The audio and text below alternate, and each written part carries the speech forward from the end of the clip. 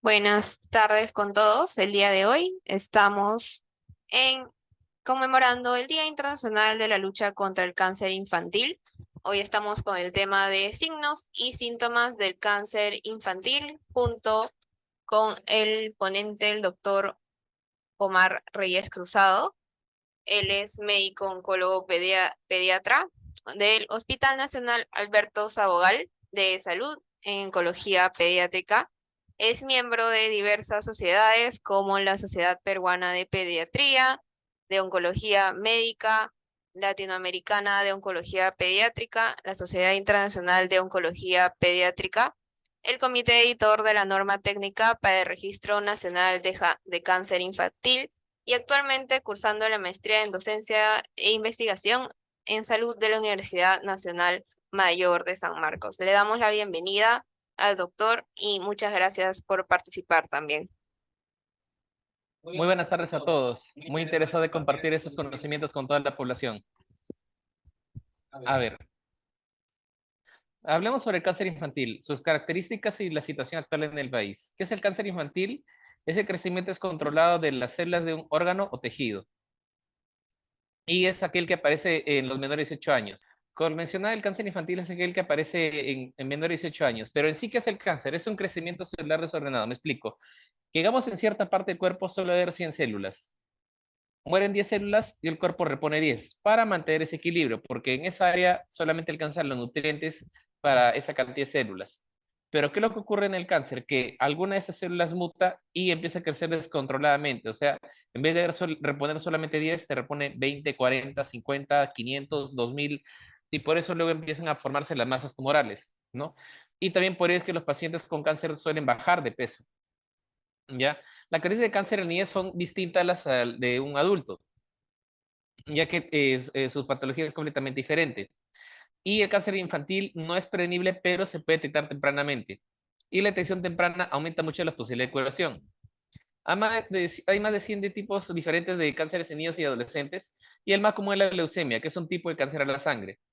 Y el cáncer también puede presentarse en órganos y tejidos linfáticos, como los linfomas, en el sistema nervioso, los tumores cerebrales, los músculos, huesos, la piel, etcétera. Y es altamente curable si es que es diagnosticada a tiempo. Ahora, ¿cómo se diagnostica el cáncer infantil? Se, bueno, los síntomas pueden ser similares a enfermedades más comunes en la niñez. Hay una baja frecuencia y ocasiones poca sospecha del personal de salud. El médico realiza examen físico, exámenes, recoge los antecedentes familiares y dependiendo del tipo de cáncer, puede solicitar algún examen adicional, como un análisis de sangre, como un hemograma, usualmente se pide inicialmente para las leucemias o un análisis bioquímico, exámenes de orina, pruebas de imágenes como una ecografía o quizás a veces una placa o en algunos casos una tomografía de resonancia o punción lumbar. ¿Ya?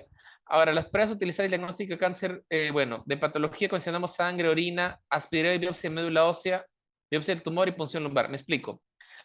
¿Qué es la médula ósea? Algunos han rotito un huesito de pollo y encontraron una sustancia rojiza gelatinosa adentro. Ya, esa es la médula ósea. Está presente en todos los huesos del cuerpo, sobre todo los huesos largos, ¿no? Y esa es la fábrica de los componentes de la sangre. Produce glóbulos rojos que dan color a la sangre, ¿no? Y la hemoglobina producen los glóbulos blancos que dan nuestras defensas y las plaquetas que ayudan a detener los sangrados, ¿no? Y cuando se hace una espiral de la médula ósea, se toma una muestrita, usualmente del hueso de la cadera, o a veces pueden tomar de otras partes, y eso se manda a analizar. La biopsia del tumor es tomar una pequeña muestra del tumor, dependiendo de dónde esté localizado, o puede que hasta incluso en que el paciente entre a sala de operaciones. Punción lumbar es cuando sacan líquido a nivel de la columna y ese líquido se manda a analizar usualmente tumores cerebrales o también en algunos casos en la leucemia para ver si también ese líquido, como también ese líquido baña el cerebrito, si también tiene células cancerígenas o no. Pruebas de diagnósticos por imágenes, los rayos X, ecografía, tomografía, resonancia y por medicina nuclear, en algunos casos lo que es un PET scan.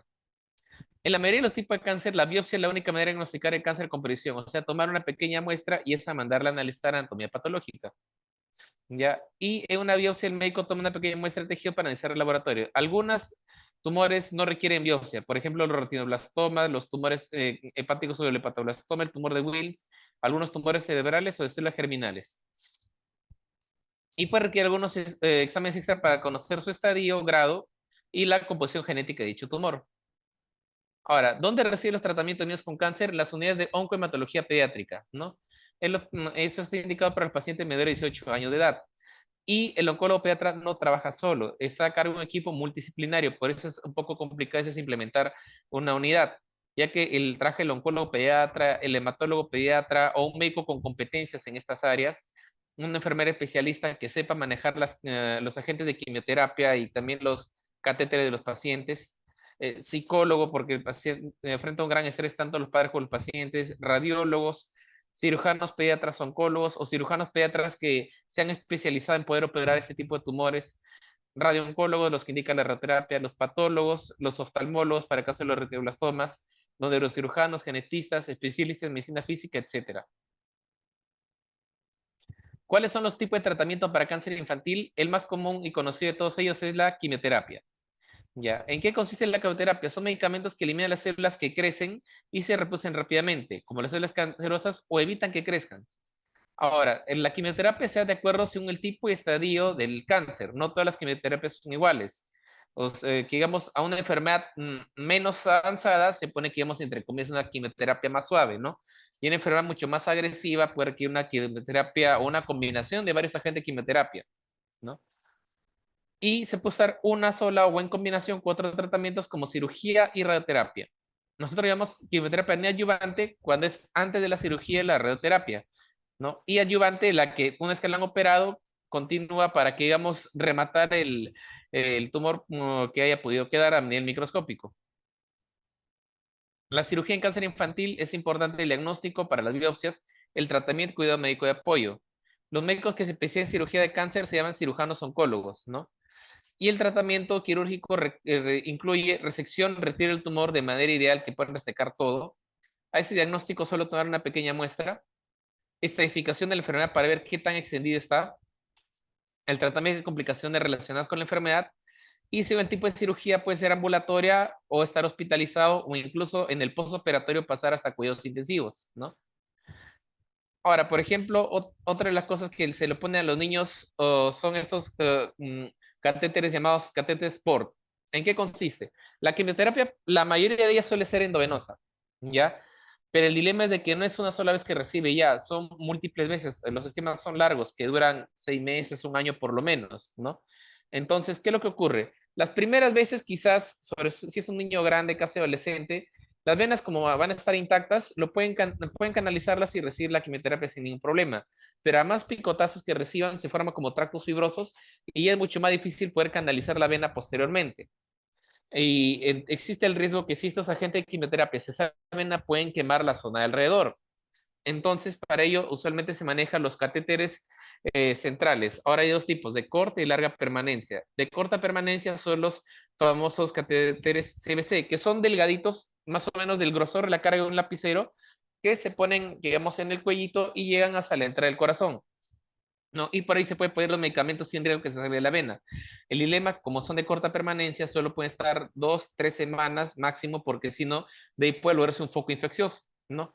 Y ahora existen, aparte de ellos, los de larga permanencia, como este acá, el catéter POR, que es parecido al CBC, pero con la diferencia que hay un tamborcito el tamaño de un dado que queda debajo de la piel, en el pecho. Entonces, cuando tienen que poner la quimio, simplemente ponen una agujita en forma de L encima de ese tamborcito y ya no le están picoteando las venas al paciente. Ese catéter por si se cuida como oro, o sea, no se dobla ni se infecta, puede durar de 5 a 10 años. Ahora, los pacientes también pueden requerir radioterapia, ¿no? ¿Qué es lo que hacen? Hacen radiación que puede ser rayos X o protones. Y eso daña las células cancerosas y la destruye. Y de eso se encargan los radiooncólogos el personal de radioterapia. Puede usarse como único tratamiento o combinarse con cirugía y quimioterapia. Básicamente manda un montón de rayos X y el cruce de todos los rayos va al centro del tumor. Ahora, el trasplante de médula ósea, eso reemplaza a las células de la médula ósea dañadas por las células saludables, ¿no? Como les expliqué, la médula ósea es esa sustancia gelatinosa que está dentro de los huesos largos del cuerpo, ¿no? ¿Y en qué caso se indica el trasplante? ¿Cuál es el objetivo del trasplante? Para una dosis de muy alta quimioterapia o radiación para eliminar el cáncer del paciente, o y reemplazar las células de sangre del paciente con células donantes saludables que combatirán y eliminarán las células cancerosas. En el caso de la Seguridad Social, por el momento, los dos únicos lugares que hacen trasplante de médula ósea pediátrico son el Hospital Rebagliati y el Hospital Almenara. Ahora, ¿qué cánceres pediátricos se beneficia de trasplante de médula ósea? Las leucemias, pero aquellos casos de alto riesgo o recaídas, aquellos que no responden al tratamiento convencional. Algunas neoplasias como el neuroblastoma, el mieloma múltiple, sarcoma y el tumor de Wilms. Y también se puede usar para tratar pacientes cuyos cánceres involucran tumores de tejido blando del cerebro. Hay dos tipos de trasplante: alógeno, que vienen de un donante, usualmente el más compatible suele ser el hermano o los padres, pero sobre todo los hermanos, o autólogo, en el cual se usan las células del propio paciente. Ahora, ¿cómo estamos en la situación de cáncer infantil en el Perú? Desde el 2019 se empezó a hacer primero un análisis de la situación. No había un registro de cáncer infantil. Había un retraso en el diagnóstico. Se demoraba más o menos 107 días para el diagnóstico. Todo estaba, la 90% de los recursos estaban centralizados en Lima y había una tasa de abandono del 18%. Nosotros consideramos abandono a aquel paciente que ya más de 4 semanas o más que no está recibiendo tratamiento, a pesar que no ha terminado su tratamiento y que no viene tampoco a las consultas ni a nada, ¿no? Entonces, ¿qué nos lleva a eso? Que mientras que en países desarrollados el 80% de los niños con cáncer sobreviven, en países de bajos ingresos e ingresos medios, puede ser incluso solamente 20%, pero es considerado como un país de ingresos medios. Esta estadística, por ejemplo, lo saqué de Globocan, que era por continentes, cuántos casos había por casi 1.000 habitantes y cuántos fallecían, ¿no? Latinoamérica y el Caribe, más o menos, hablamos de una letalidad del 33%, o sea, de cada 3 niños con cáncer, 2 se curarían y 1 fallecería.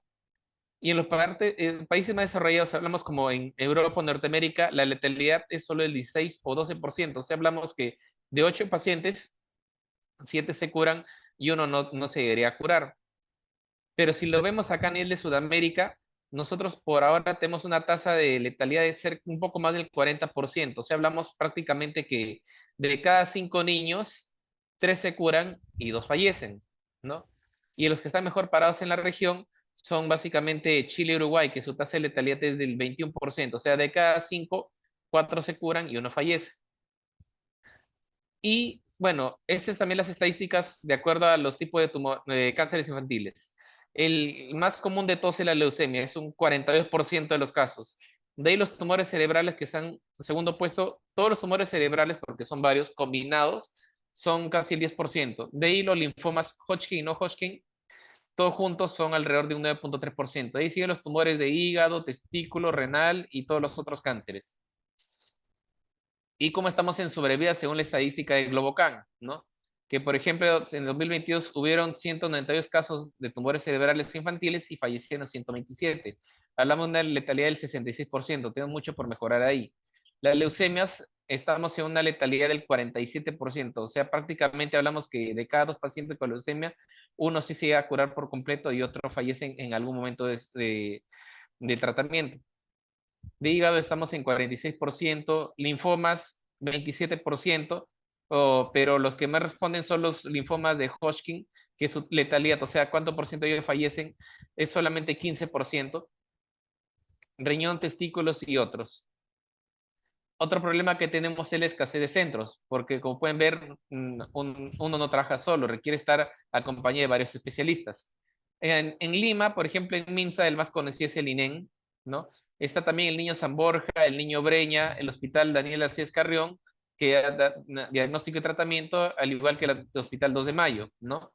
Y en salud, las 3 cabeceras de red, el Hospital Rebagliati, que también es sede formadora, donde me he formado, el Hospital Guillermo Almenara y el Hospital Sabogal. Y en provincias, en Minsa, está el IREN Norte, que da diagnóstico y tratamiento solo a adolescentes, a los niños solamente ese diagnóstico, y el Hospital Belén de Trujillo, que próximamente va a empezar tratamiento este año. En Lambayeque ya están dando diagnóstico y tratamiento, al igual que el Hospital Regional de Cajamarca, pero el Regional de Cajamarca solamente leucemia. Y en Arequipa, el IREN Sur, en Cusco, el Hospital Antonio Lorena, que son pediatras guiados por el INEM, el Hospital Regional del Cusco, que solo ve leucemias, y en salud en provincias, Trujillo, el Hospital de Alta Complejidad Virgen de la Puerta, que solo ve leucemias, En Arequipa, el Carlos Seguín Escobedo, que solo ve leucemias, y en Cusco, el Hospital Adolfo Guevara Velasco, que es el diagnóstico y tratamiento. Otro problema que tenemos es la escasez de profesionales. Ahora cuando revisé la página web del Colegio Médico, ya por la colegiatura 104.000. Yo cuando me colegié en el 2011 fue el 58.000 y pico, ¿no? Pero ¿por qué es el problema con la escasez de profesionales? Porque para poder manejar a estos pacientes se requiere los 7 años de medicina, un año de serums, 3 años de especialidad en pediatría, la cual se entra por concurso, y 2 años de subespecialidad en oncología pediátrica o hematología pediátrica, la cual también se entra por concurso. Y según la data que está en el Colegio Médico del Perú, hay 4.774 pediatras oficialmente registrados. Y de esos, ¿cuántos son oncólogos o hematólogos pediatras? Solamente 52. 39 oncólogos pediatras y 13 hematólogos pediatras, ¿no? Los hematólogos pediatras ven solamente el tema de leucemias, ¿no? Puede ser que haya alguno más, pero cuyo título y registro todavía está en trámite, que posiblemente la mayoría sean recién egresados. Aparte de ser pocos, 25 de ellos no ejercen su especialidad, se dedican solo a la parte administrativa, ya se han retirado, ejercen solo como pediatras generales o se dedican solamente a la parte privada.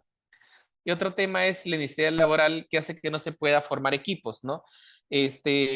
Uno siempre busca un buen ambiente laboral, pero si no le ofrece un beneficio laboral, se muda a otra institución y el equipo que están armando o luego se termina desarmando y luego no se puede cubrir todo. Idealmente cada equipo debería ser siquiera de 3 personas, ¿no? Porque con uno solo es complicado, porque esa persona no puede salir de vacaciones, como hace con domingos y feriados y las tardes.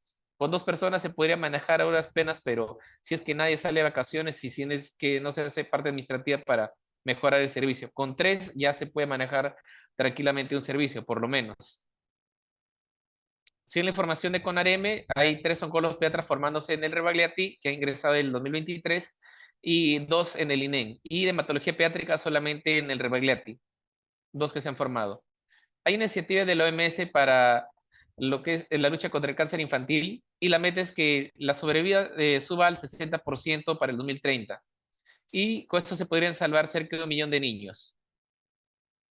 Han habido mejoras, por ejemplo, esto último, este póster ha salido hace será 2 semanas, en el cual ya se menciona que hay 12 hospitales acá en el país dedicados a la parte de oncología pediátrica.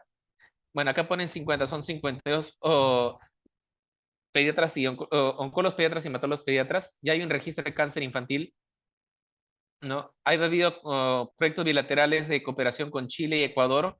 Se ha hecho lo que es capacitación a los profesionales de salud de primer y segundo nivel de atención y también a los agentes comunitarios. Yo estoy presente en esas capacitaciones, me tocó ir a dar capacitación en Tumbes y en Puno.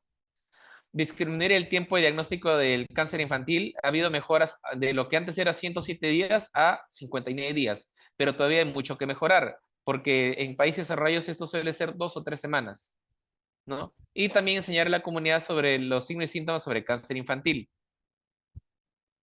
Hay varios proyectos que se están manejando, todavía falta mejorar el sistema de referencia acá del país. Y como le mencionaba, el cáncer en niños y adolescentes no es prevenible, pero se puede detectar oportunamente, lo cual aumenta mucho la posibilidad de curación. Por ejemplo, se hizo un estudio en el Rebagliati, que fue del 2016, en el cual se vio que casi 2/3 de los casos llegaban en estadios avanzados, lo cual obviamente implicaba con una menor posibilidad de curación de estos pacientes. ¿Dónde y cómo realizar la detección de cáncer infantil? En todo paciente de 0 y 7 años se debe hacer la búsqueda de signos y síntomas asociados a cáncer y factores de riesgo asociados. En todas las atenciones de salud, en seguimiento de niño sano, control de crecimiento, hospitalización, consulta externa o de urgencia. Ahora, ¿cuáles son los tipos de cáncer más frecuentes en niños y adolescentes en grupos de edad? Vamos a empezar por los más comunes. La leucemia, que es el más común. Tanto es así que les comento, por ejemplo, en el Hospital Rebagliati hay en total de 40 camas para el área de oncohematología pediátrica. 20 lo maneja oncología pediátrica, que se encarga de tumores sólidos, y otras 20 hematología pediátrica, pura leucemias, ¿no? Y en el caso del Hospital Sabogal, si bien hay 17 camas, 5 o 6 camas son usadas por tumores sólidos y el resto son usados para los pacientes que tienen leucemia. ¿Qué es lo que caracteriza la leucemia? Es una enfermedad maligna que se caracteriza por el aumento no controlado de glóbulos blancos en la médula ósea y tiene alta posibilidad de curación si es que se detecta a tiempo. Tienen un curso clínico rápido, usualmente son unas pocas semanas, y los síntomas son generales y específicos como cansancio, pérdida de apetito, baja de peso, fiebre 7 o más días, pero no hay nada que le explique. O sea, no tienen ni diarrea, ni moco, ni estornudos, ni tos, pero ahí está con fiebre 7 días, ¿no? Dolor óseo, pero es un dolor óseo importante, tanto así de que impide que el niño pueda hacer sus actividades diarias, no juega por culpa de ese dolor óseo, ¿no? Y sudoración nocturna.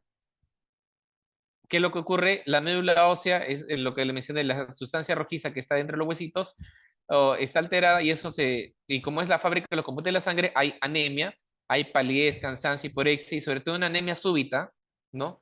Leucopenia, o sea, las defensas bajas y hay infecciones, o leucocitosis, que hay una cantidad muy alta de leucocitos, pero casi todos esos son blastos, que es la célula maligna de la leucemia, o plaquetopenia, plaquetas bajas, y eso se traduce en sangrados, ¿no? Sangrado de encías y nariz, y el paciente nunca antes tenía ese historial, petequias, que son unos puntitos rojos que ahí le mostraré unas fotos, o moretones, pero sin que haya tenido un historial de que se haya golpeado, ¿no? Proceso inflamatorio provoca fiebre, dolores óseos, y puede haber visceromegalia, aumenta el tamaño del hígado y del vaso, linfanomegalia, los ganglios aumentan de tamaño, ¿no? En cuello, axilas e ingles, pueden aumentar los testículos de tamaño y también puede haber compromiso neurológico, convulsiones nuevas o parálisis facial. Acá hay algunas fotos, lo de la izquierda, como pueden ver, esos puntitos rojos son las petequias, eso es cuando la plaqueta está en baja, y lo de la derecha ven que el paciente está con moretones, pero acá debería llamar la atención si estos moretones ocurren sin que se haya golpeado. Y a veces pueden debutar solamente como anemia moderada o severa, pero anemia súbita, o sea, el paciente lo que tenía una buena hemoglobina 12, 13, bruscamente cae a 7 u 8, ¿no? Los pacientes con síndrome de Down tienen un mayor riesgo de sufrir leucemia, unas 17 a 18 veces más que la población general. Y el diagnóstico definitivo es tomando una muestra de dicha zona, o sea, un aspirado de médula ósea. Y se encuentran blastos ahí en la médula ósea, en la lámina o en la citometría de flujo, ¿no? Ahora, los tumores del sistema nervioso central. Es un conjunto de tumores que incluye los tumores cerebrales y de médula espinal. Son varios tipos de tumores, pero todos ellos juntos son el segundo puesto. ¿Qué síntomas puede sugerir que hay un tumor cerebral? Un sueño excesivo, está que se queda cada vez más y más dormido. Dolor de cabeza cada vez más intenso y más frecuente. Ojo, acá hay que tener cuidado con lo siguiente. Existen personas que son migrañosas, claro, pero la migraña a veces duele un poquito más, un poquito menos, pero se mantiene. En cambio, cuando hay un tumor cerebral, esos dolores de cabeza son cada vez más seguidos y más intensos. Vómitos matutinos o en la madrugada, o sea, ese dolor de cabeza le provoca que vomite, ¿no? Convulsiones no es un paciente no epiléptico. La persona nunca ha convulsionado en su vida y tiene convulsiones. Existe, claro, por ejemplo, en los niños lo que es la convulsión febril, pero eso ocurre en niños entre los 6 meses a los 5 años de edad, con un pico alrededor de los 2 años de edad. Pero como su mismo nombre dice, es asociada a fiebre y hay cierto rasgo hereditario. Pero que un niño convulsione sin tener y sin fiebre, y peor aún, cuando no es generalizado, sino empieza por una parte del cuerpo, eso debe llamar la atención. Hay algo que está dañando ese cerebrito. Problemas de visión, estrabismo reciente, o sea, desvía los ojos. Siempre mira derechito y ahora mira medio desviado. Alteración del equilibrio, se tropieza cada rato. Alteración motora sensitiva, disminuye la fuerza de los brazos o las piernas. O baja el rendimiento escolar de manera inexplicable. Como pueden ver, los tumores cerebrales es el segundo puesto. Los síntomas dependen de la edad, localización y el tamaño del tumor, ¿no? El medulloblastoma, por ejemplo, ahí ven que es en la parte posterior, esto blanco de acá. Las situaciones fibrocítico, ven esta bolita negra, ahí está en un lado del cerebro, y el craneofaringioma que acá está en la base del cráneo. Ahora, ¿qué síntomas suelen dar? Depende de la edad, ¿no? Un niño grande sí decir me duele la cabeza, pero un niño pequeño simplemente va a estar fastidiado e irritable. Lo que sí tienen en común es que hay somnolencia excesiva, vómitos en las mañanas o en la madrugada, crisis convulsiva en nueva aparición o sin afectación de pares craneales, o sea, está digamos, con los ojos desviados, con una parálisis facial, ¿no? En los niños menores de 2 años, la fontanela, lo que dice la mollerita, está bombada. En sus controles, al medir la cabecita, está creciendo más rápido de lo debido. Estancamiento o regresión del desarrollo psicomotor. ¿A qué se refiere eso? Que pierden habilidades. O sea, el niño antes corría, ahora no corre, solo camina. Antes subía y bajaba escaleras, ahora solo gatea. Eso debería llamarnos la atención. Cuando hay lo que llamamos regresión, o sea que cosas que ha aprendido ya está perdiendo esas habilidades aprendidas, hay algo que está dañando de manera permanente ese cerebro. Lo más común suelen ser o errores innatos del metabolismo o también tumores cerebrales. ¿No? Estrabismo de reciente aparición, o sea, mira, desvía el ojo y antes no lo desviaba. Y ausencia de seguimiento ocular, o sea, no te sigue con la mirada. Mayoría de los años, bueno, un dolor de cabeza persistente, pero como le digo, que cada vez es más seguido y más intenso. Alteraciones visuales, el ojo desviado, alteración de la marcha, alteración motora sensitiva o deterioro del rendimiento escolar inexplicable o pérdida del osito de desarrollo. Hay que tener en cuenta, como le digo, si ven un niño que tiene un dolor de cabeza que es más intenso y frecuente cada día, algo no está bien ahí. Un dolor de cabeza en las mañanas o que despierta a niños por las noches y ya él vomita, algo no va bien ahí. Incrementa el esfuerzo, puja y al pujarle le da la cabeza. Ahí, cuidado, puede haber un tumorcito en la cabecita. Aparece sin haberlo tenido antes, de menos de 6 meses de duración. O síntomas neurológicos, debilidad de brazos y piernas o pérdida del equilibrio. Acá hay, por ejemplo, unas imágenes, pueden producir hidrocefalia esos tumores. Ven que acá hay bastante líquido en la cabecita, todo esto negro de acá, ya ese es hidrocefalia. ¿Por qué? Porque el tumor está tapando la salida de ese líquido. También a veces puede haber lo que es síndrome de compresión medular, que esa es una emergencia. ¿Qué ocurre? Que el tumor original o una metástasis de algún tumor aplasta la médula, ¿no? Y al aplastar la médula, puede causar un daño permanente. O sea, si esto no se trata a tiempo, el paciente luego no moviliza ni siente de ese nivel donde está aplastando el tumor para abajo. Entonces, ¿qué síntomas puede dar eso? Dolor, pérdida de control para orinar, disminución de la fuerza, debilidad de brazos y piernas y la pérdida de sensibilidad.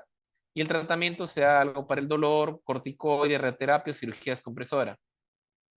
Ahora, cuando un paciente tiene esas características, el diagnóstico definitivo ya es con una tomografía o incluso una resonancia y uno ve ahí la imagen de dónde está el tumor, ¿no? El tratamiento con cirugía, radioterapia y o quimioterapia, ¿no?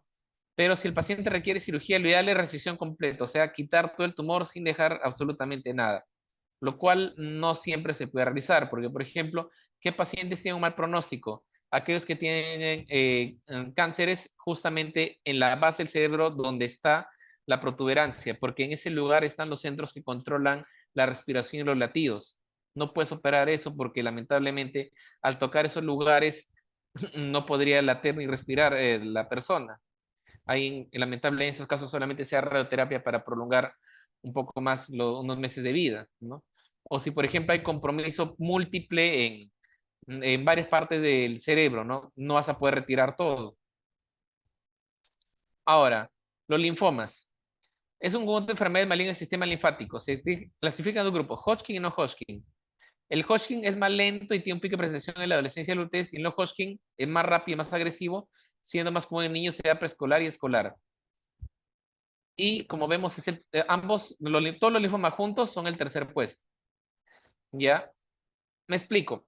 Así como el sistema de defensa de nuestro país son los policías y los militares, el sistema de defensa de nuestro cuerpo son los glóbulos blancos. Y así como los policías y militares se agrupan en cuarteles y comisarías, el equivalente de ello en nuestro cuerpo son los ganglios. Ahora, ¿qué pensarían ustedes si una comisaría o un cuartel empieza a ver un montón de motorizados, patrulleros, tanquetas, etcétera? Que algo está pasando y están pidiendo refuerzos. Eso ocurre con un ganglio, aumenta de tamaño, es lo único que te dice, no te da más datos, ¿no? Ahora, los ganglios pueden aumentar de tamaño por tres causas principalmente. Infecciones por virus, si un niño está resfriado y le gusta los ganglios, el cuello puede aumentar, pero un poquito de tamaño, son de 5 milímetros, ¿no? Y difuso, pero estos, conforme pasan las semanas, disminuyen de tamaño. Infecciones por bacterias, por ejemplo, si alguien tiene una caries profunda y puede infectar los ganglios del piso de la boca, y esos ganglios son dolorosos, calientes, ¿no? Y está bastante hinchado, pero sobre todo duele y son dolorosos y calientes. Le hace el tratamiento antibiótico y disminuye, ¿no? Pero los ganglios, por ejemplo, que pueden sugerir ya por alguna enfermedad oncológica, son aquellos ganglios que llevan más de 4 semanas creciendo y creciendo, pero no duelen, no están calientes, no están rojos, ¿no? Y que encima son duros, no son, y están como pegoteados. Eso sí pueden sugerir que puede haber algo maligno. Los síntomas de la linfoma son parecidos a las leucemias, pero con la diferencia que el crecimiento de los ganglios es mucho más marcado. Como pueden ver, tienen casi ahí como unas pelotas en el cuello, ¿no? De llamar la atención cualquier ganglio que pase del centímetro y medio, 2 centímetros, ¿no? Que tenga más de 4 semanas, no esté rojo, ni caliente, ni duela, y que siga creciendo, ¿no? Bueno, si bien hay ganglios que, digamos, en todo el cuerpo, nosotros solamente podemos palparlo del cuello, axila, cara interior del codo y a nivel inguinal. El resto están muy profundos como para poder ser tocados. Pero también hay ganglios dentro de nuestro pecho y en la cavidad abdominal. Y esos ganglios, al crecer mucho de tamaño, pueden causar dificultad para respirar porque aplastan la tráquea o la desvían por un lado, o distensión abdominal y dolor porque es tan grande que aplasta los intestinos, ¿no? ¿Qué características son anormales de ganglios? Quieren llamar la atención, como le dije, si son duros, poco móviles, ¿no? Que estén más de 4 semanas, si sigue, crece, crece y crece, pero no está ni rojo ni caliente, ¿no? Que mida más de 2 centímetros, o locaciones anormales como el ganglio de Virchow, que como pueden ver acá es supraclavicular, encima de la clavícula. El linfoma no Hodgkin, bueno, hay varios tipos, los principales son Burkitt, linfoplásico, difuso CLV y anaplásico, ¿no? Es el tercer cáncer más frecuente después de leucemia y los tumores cerebrales, ¿no? Más frecuente en varones y menores de 10 años. Son ganglios duros, no dolorosos, de larga evolución y crecimiento progresivo. Usualmente están en el cuello o encima de la clavícula, ¿no? Y si tienen ahí, 2/3 de ellos también tienen dentro del tórax. ¿Y cómo se hace el diagnóstico del linfoma? El definitivo, tomar la muestra de uno de esos ganglios con una biopsia, ¿no? Y los linfomas se manejan casi siempre solo con quimioterapia y a veces pueden requerir radioterapia. Acá, como pueden ver, hay una imagen de una tomografía. Lo que está en negrito es la tráquea y todo lo grandazo que está al costado, ese ganglio que está aplastando y empujando la tráquea a un costado. El tumor de Wilms. Es un tumor maligno de riñón más frecuente en niños, sobre todo en menores de 5 años de edad y hay un pico entre los 2 a 3 años de edad. ¿Ya? Los síntomas más comunes es tumor e extensión del abdomen, dolor abdominal, hematuria, o sea, sangrar al orinar y fiebre, ¿no? Hay que tener cuidado que no aplastar fuerte la barriguita porque si no ese tumor se puede romper y diseminar en toda la barriguita. Y el diagnóstico se sospecha por una ecografía o una tomografía. La historia más común de estos pacientes es que la mamá un día que le está bañando le palpa la barriguita y siente como un bulto. Le hacen la ecografía y encuentra que hay un tumor dependiente del riñón. Y el diagnóstico confirmatorio ya cuando se hace la nefrectomía, o sea, se retira el riñón y se manda a patología, ¿no? O sea, con la cirugía, con o sin quimioterapia previa. Y el lugar donde hacen metástasis usualmente esto es a hígado y a pulmón. El retinoblastoma. Me explico. Aunque ahorita ya no se toman mucho las fotos con flash, tú tomas foto flash de una persona y salen los dos ojos rojos. Pero ¿qué debería llamar la atención? Si tomas por ejemplo, una foto y sale uno rojito o negro y el otro te sale blanco. Ese blanco se llama leucocoria y eso no es normal. Puede ser sugerente a un retinoblastoma, ¿no? O también un estrabismo, desviación de un ojo de reciente. Y dice, el niño siempre era derechito y ahora está que mira desviado. Este tipo de cáncer, el heteroblastoma, es altamente curable si se detecta a etapas tempranas, o sea, si cuando está limitado solo dentro del ojo y no se va al cerebrito, porque si es que se va al cerebro, las posibilidades de curación son bien bajas. Y el diagnóstico confirmatorio es el fondo de ojo, que lo hacen nuestros amigos de oftalmología. Y el tratamiento, cirugía, quimioterapia y terapia locales. Y actualmente hay tratamientos que pueden salvar el ojo si es que se detecta a tiempo. La idea es poder detectarle etapas tempranas. Por ejemplo, en estas primeras imágenes es solo como una masa perla nacarada que está en el fondo del ojo, ¿no? Y que podemos ver que esta niña solamente así como una manchita blanca en el ojo, ¿no? Pero si ya el globo ocular está destruido, o ya no se puede salvar el ojo y hay que retirarlo, ¿no? Por ejemplo, esos tratamientos que le menciono son expertos los colegas de la Almenara, que básicamente, ¿qué hacen? Entran con una sondita a nivel de la arteria femoral en la ingle, y esa sondita tiene un hilito bien delgado que llega hasta la arteria que nutre el ojo, y va la quimioterapia solamente al ojo, no a todo el cuerpo, ¿no? Y con eso se puede salvar el ojo y evitar que se lo retire. Pero siempre y cuando que ese ojo también vea, porque por ejemplo acá en la imagen de arriba tiene algo que se llama tisis bulli, cuando ya el ojo está chupado como una pasa, o sea, ya la arquitectura del globo ocular está destruido, ya no tiene sentido ese tipo de tratamiento, ahí caballero más hay que retirarlo, ¿no? O en el último caso, por ejemplo, acá ven en la imagen inferior derecha, hay una niña con una evidente tumoración en el ojo. Ahí, ¿qué ojo vas a poder salvar? ¿No? Y eso, si es que esa masa ya no se habrá metido a cerebro.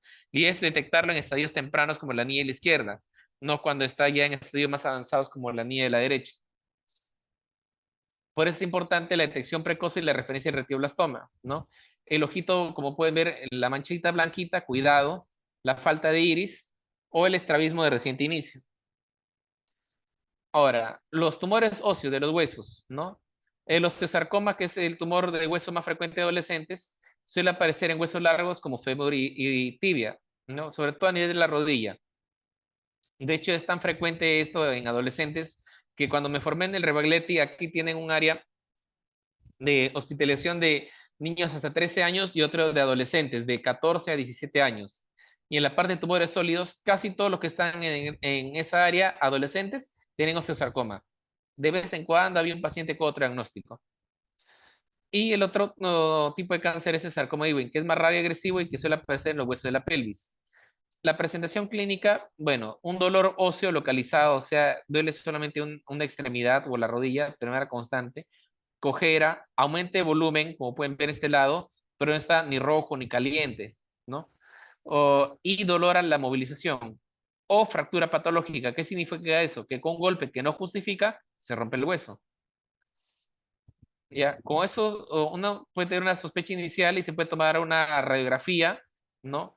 O hasta una tomografía o resonancia, ¿no? Y una radiografía puede encontrar que el hueso está como apolillado, carcomido. Y acá podemos ver una radiografía en paciente que tengo sarcoma. Ven que el hueso está como que carcomido, apolillado. Y el diagnóstico confirmatorio con biopsia. Se toma una muestrita de ese huesito y se manda a patología. El manejo es principalmente con cirugía y con quimioterapia. Y esto es muy importante. ¿Por qué? Lo que ocurre es de que los osteosarcomas muchas veces requieren cirugías agresivas para poder salvar la vida del paciente. Hablamos que muchas veces se tienen que hacer amputaciones encima de la rodilla, pero cuando se le propone esto a los pacientes, ellos dicen, no, no quiero, y firman su retiro voluntario y se van, ¿no? Y luego una semana después regresan porque ya el dolor es tanto que por ya las pastillas o cosas que compran en la farmacia no lo calman, y dicen, ya, ahora sí, por favor, opéreme, un momentito, una tomografía, ya se sembró el pulmón. Y cuando ya se fue a pulmón, la posibilidad de curación es menos de 10%. Aquí hay, por ejemplo, una imagen de una resonancia magnética de un osteosarcoma. Pueden ver que hay algo acá que está en la parte distal del hueso. Ahora, el neuroblastoma es un tumor maligno del sistema nervioso o simpático. Más frecuente en suprarrenales. Las glándulas suprarrenales son esa grasita que está encima de los riñones, pero puede aparecer en cuello, tórax o médula espinal. La presentación, una masa abdominal palpable, hinchazón del abdomen o puede tocarse el tumor. La debilidad de los músculos, disminución de la sensibilidad, un signo así, ojos de mapache, como pueden ver, una equimosis perorbitaria, pero sin haber el antecedente que se haya golpeado la cabeza. Adenopatía localizada generalizada de ganglios, dolor abdominal, estreñimiento, fiebre y dolor óseo.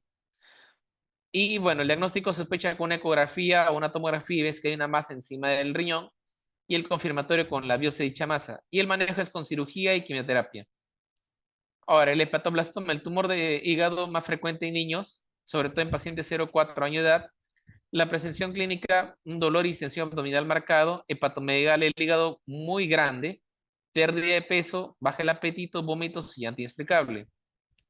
La sospecha puede ser con una ecografía y se ve que hay un tumor que depende del hígado.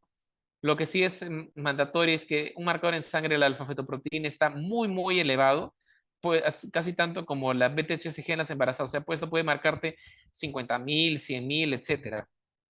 Y también nos sirve a nosotros para respuesta a tratamiento, porque conforme le damos la quimio, ese marcador de la fetoproteína va bajando. Y el diagnóstico confirmatorio, una biopsia del hígado afectado, no, bueno, de la parte donde está afectada. Y el tratamiento, quimioterapia y cirugía. Pero algunos pueden requerir trasplante hepático, porque digamos, nosotros lo catalogamos en una escala que se llama Pretex, en el cual dividimos en 4 pedazos el hígado, ¿no? Si solo están afectado un pedazo, no hay problema, lo operan ese pedazo y luego el paciente continúa con su vida normal.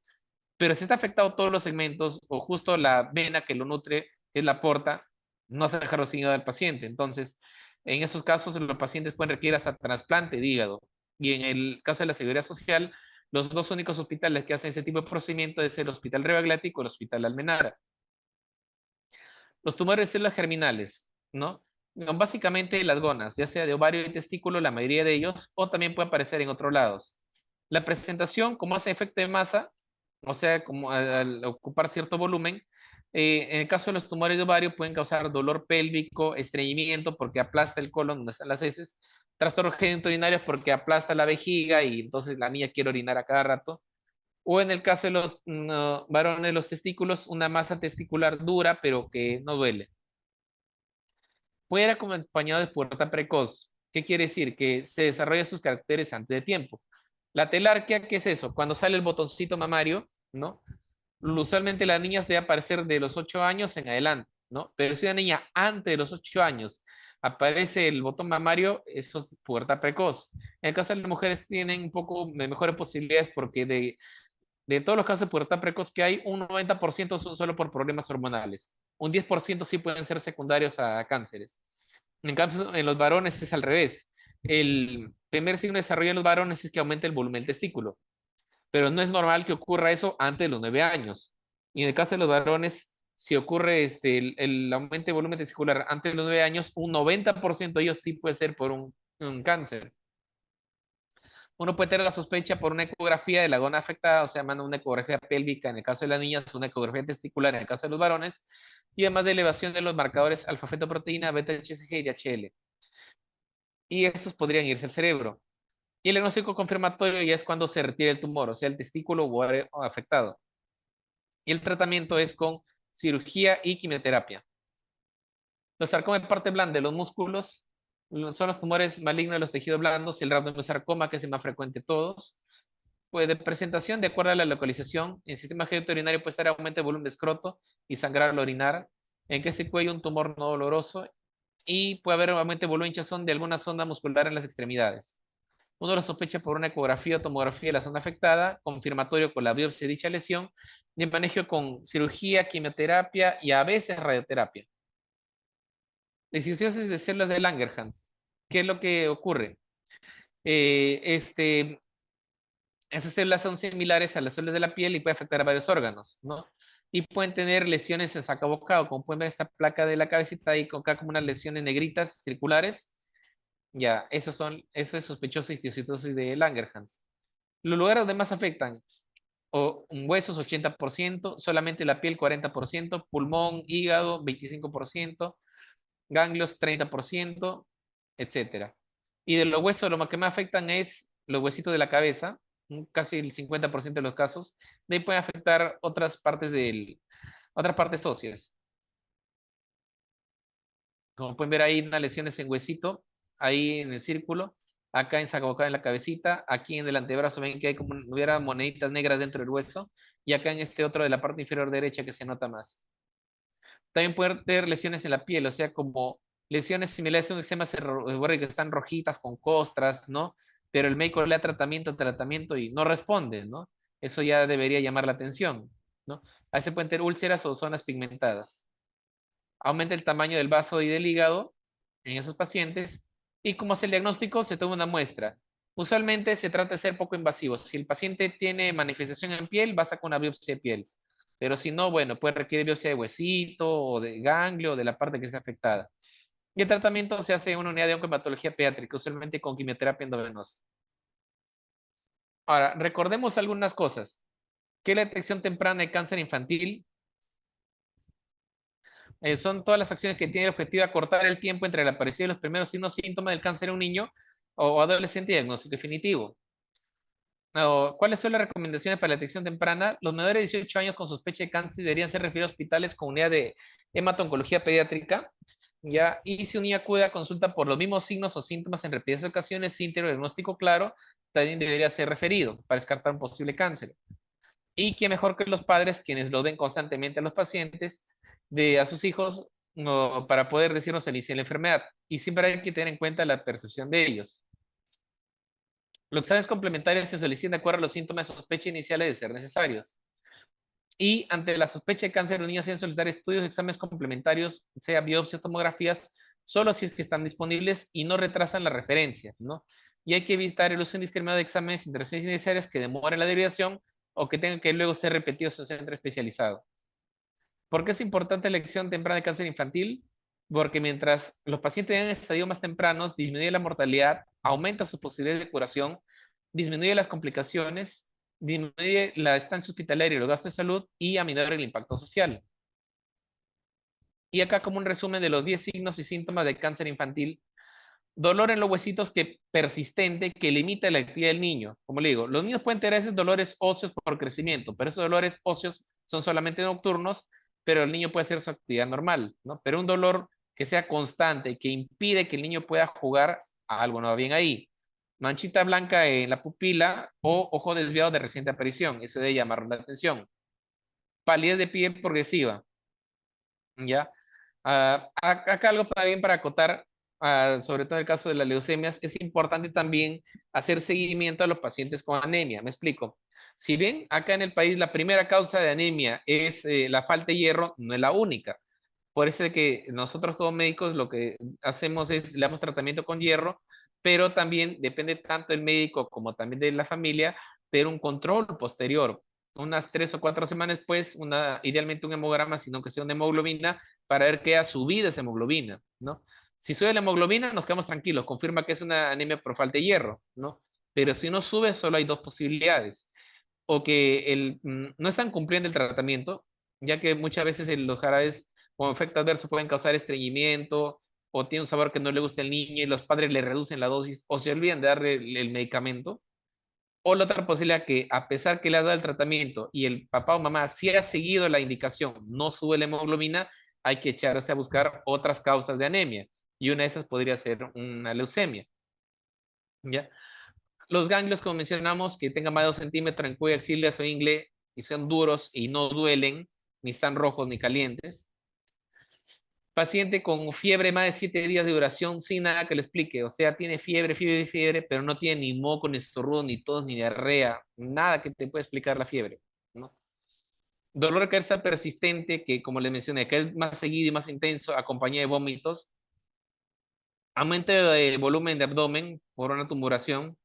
Aumento de volumen de alguna parte del cuerpo, extremidades, ¿no? O también la carita. Eso puede sugerir de cáncer de huesito o también de músculo, los osteosarcomas o los sarcomas en partes blandas, pero que ven que esa parte aumenta sin inflamación, o sea, no está ni rojo ni caliente. Moretones o petequias espontáneas en el pie, moretones sin que el paciente se haya golpeado, y sangrar de la nariz y encías espontáneo de reciente aparición, ¿no? A ver, repasemos acá, por ejemplo, el dolor en el hueso que persiste y limita la actividad del niño, ¿no? Podría tratarse de una leucemia, porque justamente ahí la médula ósea está creciendo tanto que está rompiendo un poco el hueso desde adentro. Los osteosarcomas, como mencionamos, el sarcoma de Ewing. La mancha blanquita en el ojo, ese es característico del retinoblastoma, ¿no? Acá hay un retinoblastoma pero avanzado, como pueden ver que ya está, la idea no es detectarlo así, sino más temprano, ¿no? Como pueden ver ahí en la tomografía, todo el ojito está afectado. Palidez de piel progresiva, acá se está más pálido y más cansado, ¿no? Puede ser leucemia, linfoma o algún tumor sólido. Ganglios más de 2 centímetros en cuellos, axilas o ingle, ¿no? Pero que no duelen, tengan más de 4 semanas, no están rojos ni calientes. Eso puede ser linfoma sobre todo y también leucemias, pero sobre todo mayor posibilidad que se trate de linfomas, ¿no? Hay un linfoma avanzado, bueno, creo que todo el mundo ahí se da cuenta que obviamente algo no va bien ahí. Fiebre más de 7 días de duración, sin nada que le explique, o sea, no tiene ni moco, ni estornudos, ni diarrea, nada, pero sigue con fiebre, ¿no? Eso podría tratarse una leucemia, un linfoma o algún otro tipo de tumor. Dolor de cabeza, temblor, ¿ya pasó? Acá hay un montón de vidrios.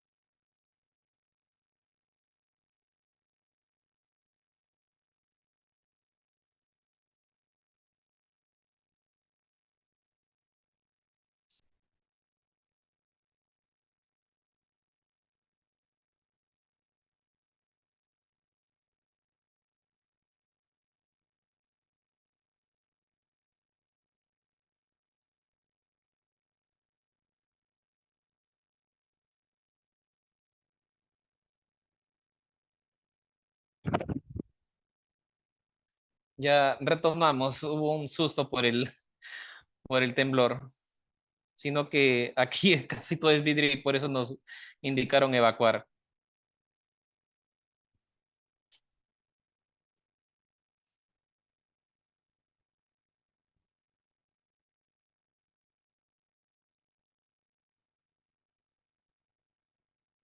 Mm, ¿Continuamos o damos unos minutos? Porque quizás ellos, a ver,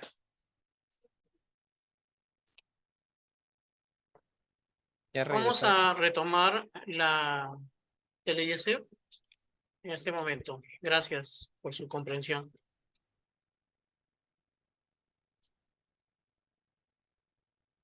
Ya.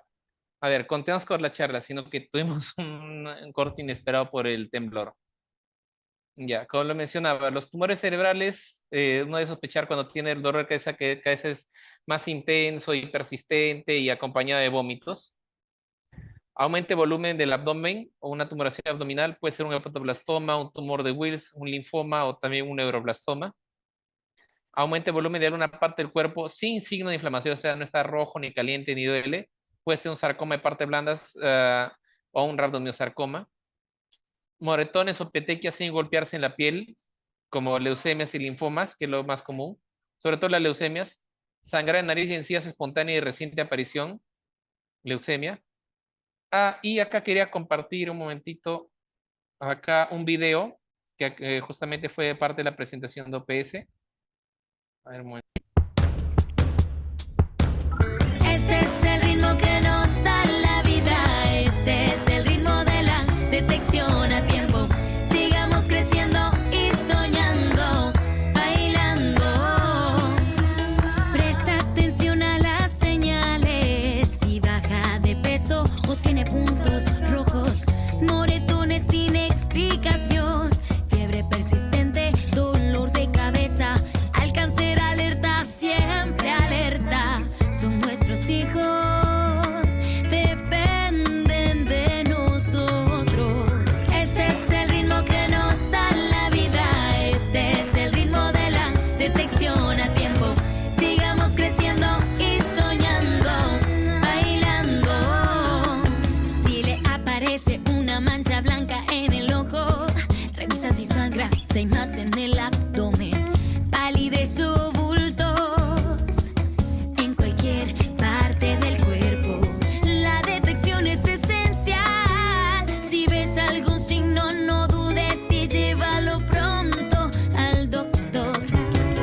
Este es el ritmo que nos da la vida, este es el ritmo de la detección a tiempo. Sigamos creciendo y soñando, bailando. Sigamos creciendo y soñando, bailando. Sigamos sintiendo, bailando.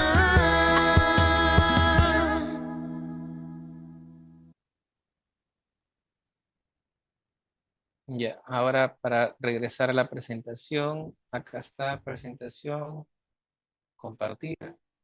Ya. Y finalmente, ¿cuál es el rol de los padres en la detección temprana de cáncer infantil? Bueno, debe hacerse apoyo a la comunidad para la detección temprana de cáncer infantil. Educar a la familia y los signos y síntomas de alerta de cáncer infantil. Por eso es el motivo de esta charla. Informar a la comunidad que si un menor presenta signos y síntomas sospechosos de ser evaluado del puesto de salud lo antes posible. Si se confirma la sospecha en el establecimiento de salud, el niño será referido a una unidad de oncohematología pediátrica para confirmar el diagnóstico. ¿Qué es saber todo padre con niño sospecha de cáncer? Que será referido a un centro especializado para confirmar el diagnóstico. Si se confirma el diagnóstico, tiene muchas posibilidades de curarse. El cáncer infantil no es incurable. Y mientras más rápido lo vea el especialista en oncología o hematología pediátrica, la posible curación aumenta. Ahora, ¿qué es lo que ocurre? Muchas veces, como la mayor de las partes de los servicios están centralizados en Lima, si alguien viene de provincia, si tienes un conocido, a buena hora te quedas en la casa de ese conocido familiar. Pero si no tienes nadie, y eso era un dilema y una de las causas por lo cual muchas veces abandonaban los pacientes su tratamiento. Pero para eso existen organizaciones de apoyo, ¿no? que dedican al apoyo de niños con sospecha de cáncer si requiere viajar a Lima u otra ciudad para ser hablado de una unidad de oncohematología pediátrica, en el cual brindan apoyo aéreo o terrestre, para traslado aéreo o terrestre, albergue o hospedaje, apoyo a la gestión de citas de examen del hospital, usualmente trabajan en conjunto con la asistente social, apoyo psicológico y apoyo social en general. Por ejemplo, cuando yo me formé aquí en el Rebagliati, hay una asociación que es la Casa Ronald McDonald. Sí, de las mismas hamburguesas, de ellos mismos es justamente una asociación en la cual le da albergue gratuito a los pacientes con diagnóstico oncológico, pacientes pediátricos que sean de provincia y no tengan ni un solo familiar en Lima. Pero no es la única asociación, esta es toda la lista de asociaciones que pueden dar ahí una mano.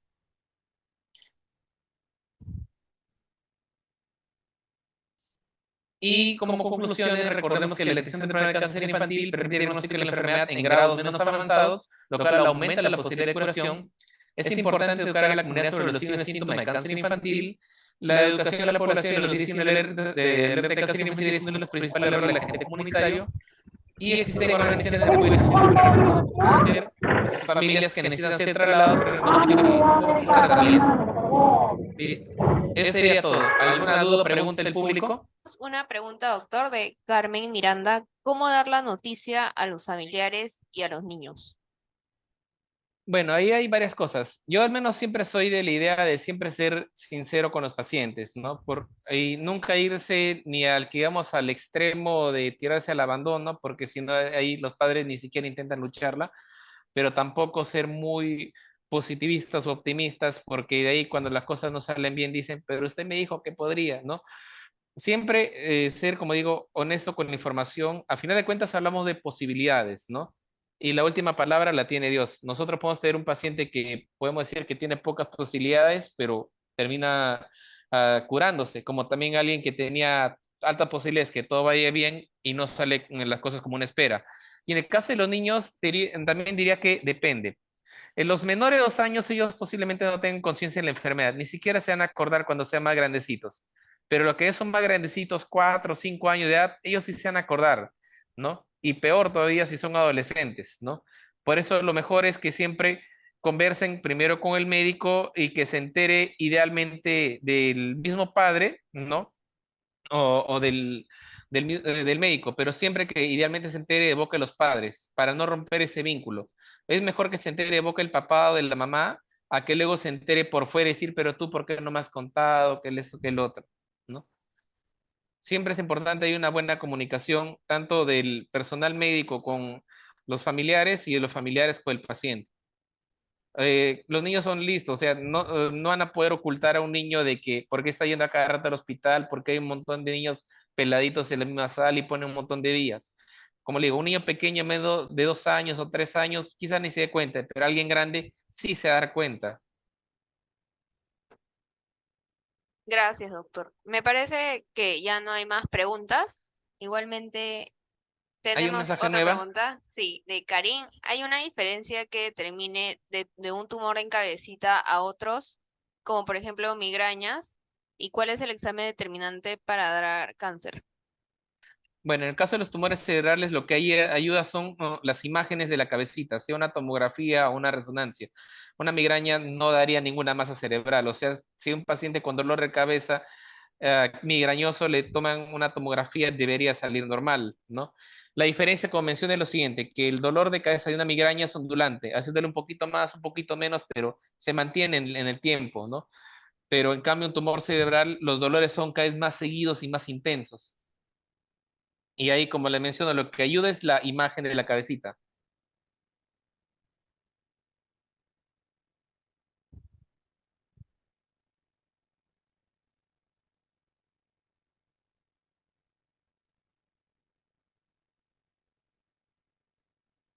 ¿Alguna otra pregunta más?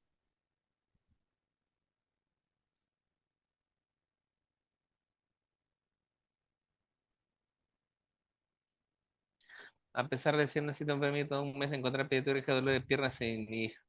Sí, es algo que se debe mejorar porque incluso en provincias es mucho, mucho peor porque acá el diferimiento de citas suele ser más o menos en periferia de 5 días a 7 días, ¿no?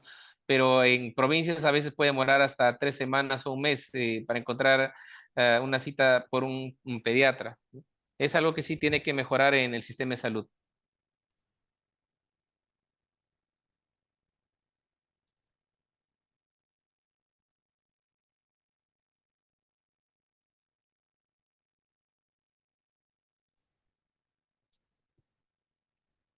Ujú. Bueno, creo que con esta pregunta finalizamos la sesión. Igualmente agradecer al doctor y a los participantes por estar el día de hoy en esta telecapacitación y también, bueno, las palabras finales al doctor para finalizar la sesión.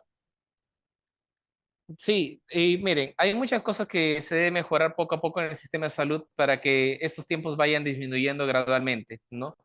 Yo lo que menciono de manera sencilla, hay 6 barreras en el cual tiene que influenciarse para poder optimizar estos tiempos.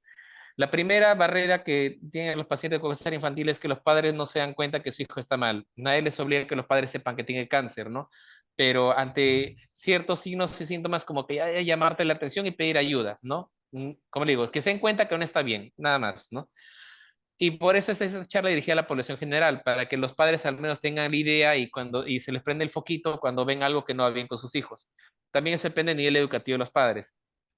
La segunda barrera es, como mencionan, el acceso a la cita de salud, ¿no?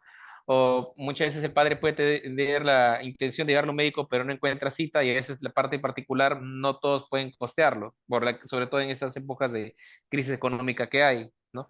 Para ellos debe reforzarse la atención primaria, ¿no? La tercera barrera es que, digamos, el médico no sospecha que el paciente tiene cáncer, que hasta cierto punto es aceptable, porque tampoco quiere decir que todo lo que atraviesa a la puerta del consultorio va a ser cáncer, ¿no? Pero ante ciertos signos y síntomas, uno ya debe parar la oreja, ¿no? O también que, digamos, si tú haces un tratamiento y no responde, tienes que ya empezar a pensar en otros diagnósticos. Eso también no solamente teme los médicos, sino de las mismas universidades, porque muchas veces no se incluye en la política de pregrado tocar estos temas, ¿no? Y uno solo debe diagnosticar lo que uno conoce. La cuarta barrera es lo que mencionan acá también. El médico puede tener la sospecha, pero no hay cómo demostrarlo. Por ejemplo, un paciente te puede venir con un historial de dolor de cabeza que es casi más seguido y más intenso. Necesitas tomarle una tomografía, pero a veces no hay las citas en el sector público y en el sector privado no todos quizás lo pueden costear. Para ello debe implementarse para dar prioridad citas a este tipo de pacientes con alta sospecha para los exámenes complementarios que sean necesarios. La siguiente barrera, mejorar el sistema de referencias para que así salga una alerta temprana y nos avisen a nosotros en los centros que damos tratamiento a estos pacientes oportunamente sobre estos pacientes, ¿no? Y la última, mejorar la oferta tanto de, no solo de personal disponible para poder tratar a esos pacientes, sino también del recurso humano y la infraestructura. O sea, para que no ocurran esos episodios como salía a veces en las noticias que está escaso tal medicamento o tal paciente tiene que internarse, pero no hay camas o no hay suficientes profesionales para cubrir o el único médico que estaba tratando renunció porque consiguió mejor trabajo en otro lado, donde le dan mejores condiciones. Todo esto es una labor que depende de todos nosotros. Por eso de que hacemos las charlas, tanto como la población general, como también hace unas horas de para los médicos, para también irlos sensibilizando y la piensen cuando encuentren a alguno de estos pacientes.